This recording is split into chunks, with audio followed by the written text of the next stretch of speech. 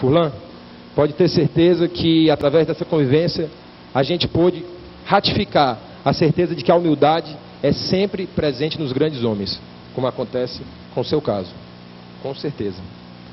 E ainda como se não bastasse, ele ainda fez um lobby fortíssimo para nos trazer nosso primeiro palestrante da tarde de amanhã, o André Bier. É maravilhoso vermos palestrantes como o André Bier, Luiz Fernando Furlan, Guilherme Leal, Roberto Duailib, que absolutamente dispensam comentários, se colocarem à disposição de vir aqui transmitir seus conhecimentos para jovens que estão ávidos para captá-los. Jovens, no entanto, que representam parte menor de um povo que passa por algumas dificuldades, e nós não podemos nos iludir. Quem conhece minimamente este Estado sabe da riqueza potencial que representa para os nossos irmãos que labutam no interior de um bem que é escasso, denominado água. Estima-se que nossa reserva hídrica, em fevereiro de 2000, início da quadra chuvosa, deverá ser de algo como 2,5 bilhões de metros cúbicos de água. Só em 99, por conta da inexistência do Castanhão, mais de 600 milhões de metros cúbicos de água foram para o mar. Foram embora. Diante desse quadro, se é através do Castanhão, juntamente com todo o amplo projeto de recursos hídricos, que iremos efetiva e definitivamente acabarmos com os problemas decorrentes dos períodos de estiagem, a seca, que é uma constante, esta obra devemos todos nós, toda a sociedade, nos empenharmos para que seja concluída o quanto antes, sem dúvida alguma. Após a solução desse problema, acontecerá uma verdadeira revolução nesse Estado. A partir daí, o Ceará não mais se reconhecerá. Ceará que é viável, e muito. No início do século, em 1901, o Brasil tinha apenas 4 cidades com mais de 60 mil habitantes. E São Paulo, hoje a maior de todas, era a menor dessas 4. Hoje, em âmbito nacional, temos uma enorme expectativa com relação à atuação que é bastante positiva dos nossos movimentos congêneres de outros estados.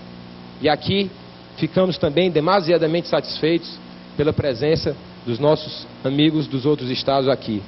O Marcelo, representando a CONAGE, e fora o Marcelo temos mais 6 estados aqui representados: Piauí, o Jorge Holanda, Bahia, o Lula e o Issa, de Goiás, o Glauco, do Distrito Federal, temos nosso amigo Humberto Ribeiro, lá do Paraná, o Jorge Neto, todos que aqui vieram, e mais o Marco Túlio, de Minas Gerais. Olha, para a gente foi muito bom vocês terem vindo aqui viver esse momento tão especial. Momento que temos que aproveitar para fazer algumas rápidas reflexões.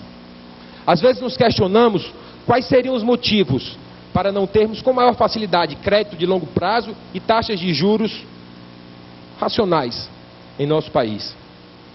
Será que não é representativo o fato do governo ser tomador universal de recursos para sustentar a sua ou nossa imensa dívida pública e cobrir os déficits de um Estado que não aprende que tem que caber dentro de si? Concomitantemente, temos que disseminar cada vez mais a cultura da poupança. É absolutamente imprescindível para que nosso país tenha uma melhor performance econômica que tenhamos um melhor nível de poupança interna. Hoje, da ordem de 16% do PIB, para uma necessidade de financiamento de 25% do mesmo PIB. Essa, aliás, é a diferença básica entre norte-americanos e japoneses. Estes, apesar do terremoto financeiro que afetou grande parte de sua economia, continuam sendo os grandes financiadores do consumismo de laxo duvidoso norte-americano. Então, será que a bem-sucedida invasão do capital estrangeiro em nosso país não foi fortemente influenciada pelo furto, por parte do governo, das condições isonômicas de competitividade para as empresas nacionais? Apesar disso, temos que conseguir ampliar os empregos contra a maré montante da modernização das empresas. Nossa força nacional de trabalho tem que crescer mais do que o ganho de produtividade das empresas. E isso só acontecerá com uma coisa que se chama desenvolvimento, ou seja, crescimento positivo e consolidado do PIB. Contudo, às vezes parece-nos que o governo só se articula para obter mais recursos. Se não vejamos, em setembro, agora, desse ano, a arrecadação bateu o recorde. 14,65 bilhões de reais. Por outro lado, a CPMF tributou em 98 2,4 trilhões de reais em operações. E 34% delas pagaram apenas a própria CPMF. Isso significa que algo como mais ou menos 825 bilhões de reais, praticamente um PIB brasileiro, foram movimentados sem incidir nenhuma outra tributação. Temos que extinguir esse notório sentimento presente nos contribuintes brasileiros e criarmos um ciclo virtuoso no pagamento de tributos. Contudo, isso só acontecerá quando o dinheiro oriundo da arrecadação não mais for utilizado para a manutenção de grupos enquistados no poder, e sim para atingirmos a tão almejada equidade. A equidade a qual nos referimos é um conceito multidimensional que inclui a distribuição das oportunidades de emprego, riquezas, ativos produtivos, consumo. A política econômica, ela deve dar ênfase a melhorar as perspectivas dos menos afortunados, reduzindo a pobreza, acabando com a exclusão social e extinguindo a existência de seres que um dia foram humanos. Isso nos faz lembrar de uma charge divulgada no último dia 12 de outubro, na Folha de São Paulo, na qual dizia: no Dia das Crianças, Tiburcinho ganhou 50 centavos. Caveirinha ganhou sua primeira lata de cola. Faquinha ganhou seu primeiro 38. E Júnior ganhou seu primeiro Cherokee blindado. É esta a sociedade que queremos? No mundo onde 800 milhões de pessoas passam fome e 1,5 bilhão vivem com menos de $1 por dia, o povo não pode ser encarado de maneira alguma como uma alma penada que nos assombra com seus dramas e suas carências. Somos, todos nós aqui nesse auditório, estupidamente privilegiados. Não fazer nada de mal é muito pouco. Temos tudo para fazer muito de bom. A batalha entre a paixão que move e o comodismo que controla tem que ser vencido pela ação. Às vezes nos questionamos de onde vem a maldade e o egoísmo no mundo.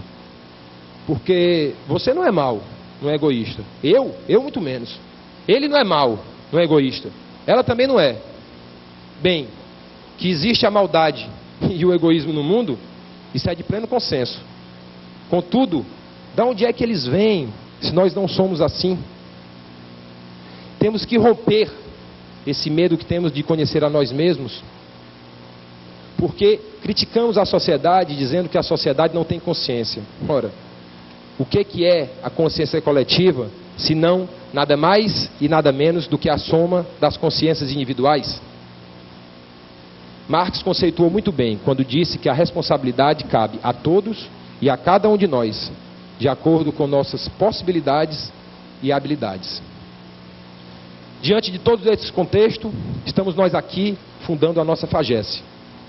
Aos amigos aqui presentes, na segunda fila, Cesário Júnior, Democrito e Indira, devemos mais do que agradecimento por terem topado esse grande desafio de estadualizar o nosso movimento.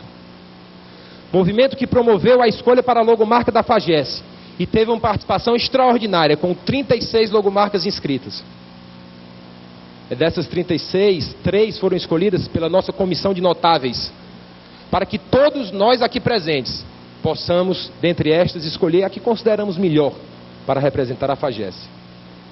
Essa escolha absolutamente democrática é apenas um pequeno exemplo da participação que esperamos a sociedade tenha no nosso movimento.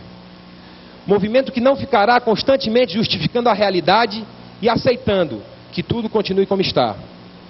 Vejam só como são significativos os dados dessa pesquisa. Ela foi realizada pelo ex-deputado Hermes Zanetti, na defesa de sua tese em ciência política, lá na UNB. Ele pesquisou 2.071 jovens do Brasil, em 21 cidades de todas as regiões, e constatou que 23% deles têm como grande objetivo a construção de um Brasil melhor.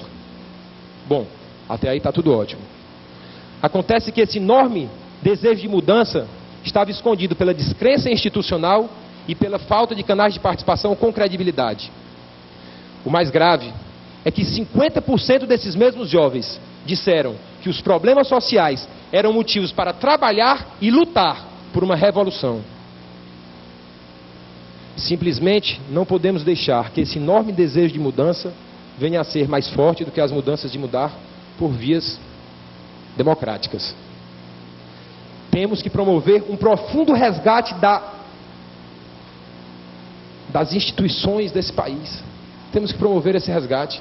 E esse resgate cabe a todos nós que estamos aqui presentes. Esse resgate é urgente, é para agora. A vida é feita de momentos. Perde tudo quem perde o momento certo. O amanhã, o futuro, esse aí, ele vai acontecer. Porque o passado virou história. Nós somos arquitetos e construtores do futuro. Agora, quando? Hoje, pessoal. Hoje, não é à toa que a atualidade se chama presente. É a grande dádiva de Deus. E a Ele, Deus, rendemos os nossos maiores e gerais agradecimentos.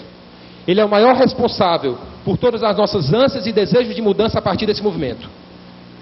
E para mim, particularmente, Ele tem 2 porta-vozes que são as pessoas mais importantes da minha vida, sentadas ali, meu pai, Antônio, e minha mãe, Regina.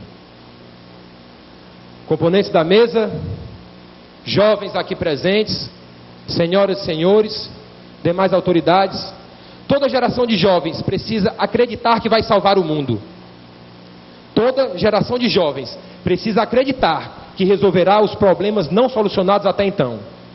Portanto, dentre nossas utopias viáveis e factíveis, a maior delas é ver o nosso Brasil, um país tão forte, tão rico, tão fabuloso e tão extraordinário, sair da condição de bem aquém do que poderia ser, para bem além do que jamais sonhamos. Muito obrigado.